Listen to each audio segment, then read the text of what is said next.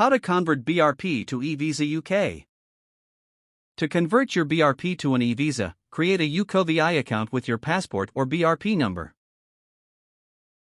The UK is moving from physical BRPs to e-Visas, which can be accessed via a UKVI account. BRP holders should update their accounts in preparation.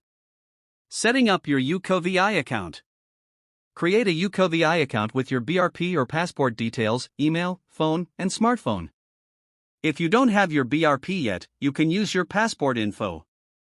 Potential challenges.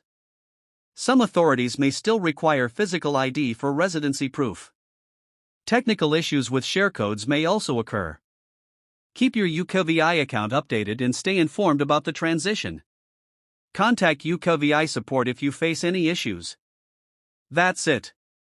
Thanks for watching.